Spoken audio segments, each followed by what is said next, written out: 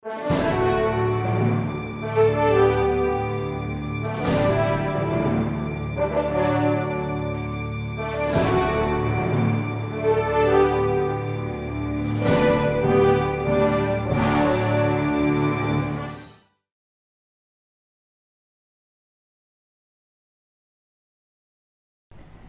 jumpa lagi UC Onliner dan salam entrepreneur tentunya. Sekarang saya ingin mengajak Anda semua untuk mengikuti sebuah kisah imajiner. Ini sebuah kisah yang tidak sesungguhnya terjadi, tetapi sengaja dikarang sedemikian rupa supaya semirip mungkin dengan dunia nyata. Tujuannya apa? Supaya kita belajar tentang sesuatu yang lebih praktis yang kita bisa gunakan di dalam bisnis kita masing-masing. Saya menyebutnya sebagai cerita Mas Joko atau cerita Joko mempersiapkan pertumbuhan usahanya. Dan kita sekarang bersama-sama akan mendengar apa yang dilakukan Joko dan apa saja yang dipersiapkannya supaya usahanya bertumbuh. Saya menyebutnya sebagai kisah tentang kios kuliner selera. Bayangkan di sebuah basement gedung tinggi ada food court atau ada pujasera, tempat kios-kios makanan disediakan untuk para karyawan. Kalau Anda pergi ke gedung-gedung di Jakarta biasanya bertemu dengan ini. Ya, dalam satu ruangan bisa ada 10, kadang-kadang ada yang 20 kios. Harga yang dijual biasanya tidak mahal, sehingga banyak karyawan gedung yang datang ke sana. Nah, Alkisah ada seorang namanya Joko memiliki sebuah kios di sana. Di sebuah kantin karyawan yang namanya Seroja. Dan di tempat itu ada 10 kios. Ternyata tidak semua laku. Hanya kira-kira 20% yang laku. 50%-nya ya hanya biasa-biasa aja penghasilannya. Dan 30% termasuk yang sepi. Dan yang sepi adalah salah satunya milik Joko ini. Joko rupanya ingin maju. Dia sadar tahun depan anaknya akan masuk TK, akan masuk SD. Ada biaya yang harus dia keluarkan. Ada tambahan biaya untuk setiap bulannya. Sehingga dia mengatakan tahun depan penjualanku harus naik 2 kali. Tapi bagaimana caranya? Nah, rupanya Joko senang belajar dan kemudian dia ikut UCEO. Dia belajar bagaimana caranya menumbuhkan usahanya. Mari kita ikuti kisahnya dari Joko ini menumbuhkan usaha. Joko belajar bahwa peluang dari masalah.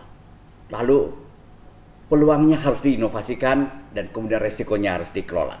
Sekarang bagaimana caranya? Praktisnya bagaimana? Dari masalah bisa menemukan peluang. Nah, inilah yang Joko lakukan. Joko menggunakan rumus ABBA. A-nya apa? Amati, bertanya, berdiskusi, dan analisa. Siapa yang diamati? Siapa yang diajak bertanya? Siapa yang diajak berdiskusi? Siapa lagi kalau bukan pelanggan? Nah, Joko rupanya sudah paham bahwa pelanggan adalah sumber informasi, sumber inspirasi, dan sumber inovasi seperti yang dikatakan oleh Pak Ciputra. Sehingga mereka harus diamati, harus ditanya, diajak diskusi, dan hasilnya kita analisa. Bagaimana mengamati secara praktis? Nah, Joko belajar mengamati dengan menggunakan 5 panca indera. Ketika mengamati sesuatu, sang entrepreneur menggunakan seluruh panca inderanya. Menggunakan matanya, menggunakan telinganya, menggunakan hidungnya, menggunakan mulutnya untuk mengecap, dan menggunakan tangannya untuk merasa. Dia meneropong pasar dengan panca inderanya dia. Dan inilah yang dilakukan oleh Joko. Dia mengamati kantin. Sekarang seluruh panca inderanya digunakan. Ternyata ketika dia menggunakan matanya dengan lebih awas, dia melihat kiosnya dia lebih berantakan. Tidak rapih, tidak bersih. Sementara yang lain bersih dan rapi. Khususnya yang punya antrian panjang. Dia lihat, wah, yang ini memang lebih bersih dan lebih rapi dari dia. Dia sekarang pasang telinganya lebih tajam. Dia mendengar komentar-komentar orang. Dia mendengar ada pelanggan yang mengatakan, ini ukuran gelas tehnya tanggung. Minum sebanyak ini kurang kenyang. Ya.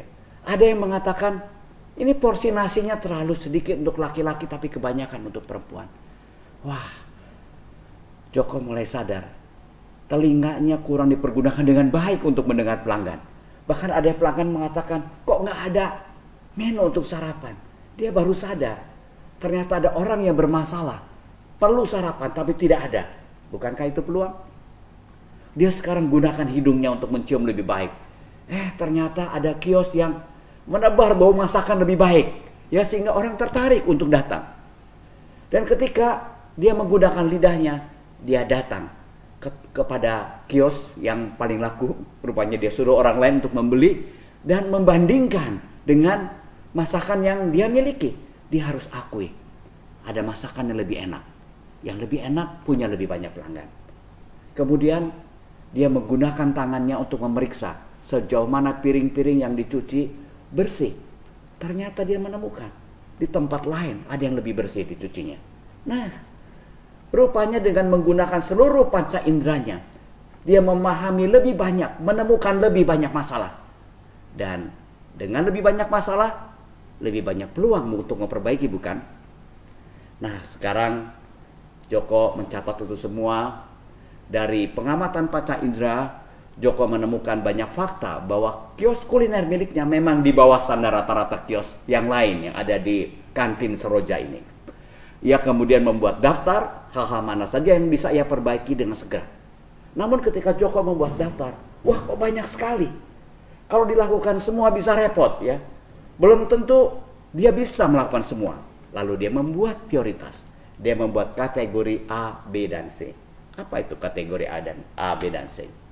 A sangat mempengaruhi keputusan pelanggan dalam membeli. Jadi artinya apa? Kalau masuk A, harus sungguh-sungguh dilakukan. Misalnya apa? Harga air minum yang sama dengan pesaing. Rupanya harga minumannya dia lebih mahal. Dia baru sadar ketika dia memperhatikan. Lalu harga dan besar porsi dari makanan. Rupanya para pelanggan di kantin Seroja sangat memperhitungkan besarnya porsi, ya, mereka suka makan yang banyak, ya, itu sangat penting, ya, dan sangat diperhitungkan harganya. Itu kelompok A. Jadi A harus dilakukan. B cukup mempengaruhi pelanggan. Kalau bisa harus kita lakukan. Misalnya apa? Kebersihan, pelayanan yang ramah. Dan yang C, kerapihan. Rupanya dia melihat soal kerapihan tidak terlalu penting. Yang lain-lain juga tidak terlalu rapi, tapi tetap laku. Nah, sehingga kemudian Joko bisa tahu mana yang harus dia lakukan, harus dia penuhi kalau ingin meningkatkan penjualannya. Mengamati tidak cukup. Masih ingat ada A, B, B, A, masih ada B dan B yang lain, yaitu bertanya dan berdiskusi. Apa yang dilakukan oleh Joko? Joko sengaja duduk di antara pengunjung seakan seorang karyawan gedung, ya. Dia ikut makan dan membuka percakapan dan berkenalan akhirnya. Dan sambil dia berkenalan, dia memperhatikan ini orang-orang yang sekitar sini ini memilihnya menunya apa saja. Dan dia membuka diskusi, kenapa pilih ini, kenapa bukan ini, dan lain-lain.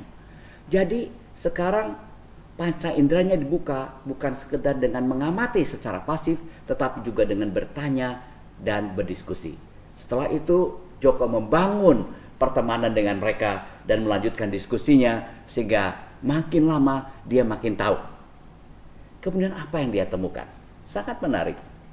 Joko ini ternyata bertemu dengan sekelompok orang yang sering bertemu bersama-sama di sana. Ternyata mereka menamakan dirinya sebagai sebuah komunitas sendiri. Namanya apa? Komunitas Pansel. Apa itu Pansel? Pansel adalah Pantai Selatan. Rupanya mereka berasal dari Pantai Selatan, Jawa Tengah, dan semua dari mereka lulusan SMK, ada yang dari mesin, ada yang jadi elektro, dan semua mereka atau kebanyakan mereka bekerja di bagian engineering. Jadi mereka senang bertemu satu sama lain. Dan kantin Seroja adalah salah satu tempat untuk bertemu. Nah, sekarang dengan cara bertanya, berdiskusi, dan bertemu dengan pelanggan, Joko bertemu dengan satu komunitas yang bisa menjadi prospek bisnisnya dia. Sekarang, bukankah masalah mulai beralih jadi peluang? Ketika masalah itu dihadapi dengan cerdik, Joko bertemu dengan peluang-peluang baru. percakapan dan pertemanan dengan kelompok Pansel ini ternyata betul-betul menghasilkan sesuatu. Joko bertanya tentang masalah-masalah yang mereka rasakan ketika makan siang atau makan sore. Ada banyak usulan dari mereka, termasuk mereka sepakat kalau setiap hari Jumat Joko bisa menyediakan menu khas pantai selatan yang lebih banyak, maka mereka akan undang teman-temannya untuk makan dari kiosnya Joko. Masalah dan usulan yang disampaikan kelompok Pansel telah menciptakan berbagai inspirasi dan rencana inovasi. Namun, untuk dapat mengumpulkan lebih banyak gagasan, Joko menggunakan sebuah rumus kreativitas yang namanya takuti ruko. Kami berharap Anda terus mengembangkan usaha Anda dan Anda menjadi bagian dari perusahaan-perusahaan di Indonesia yang menciptakan lapangan kerja dan ikut serta memakmurkan negeri. Terima kasih atas perhatian Anda. Salam entrepreneur.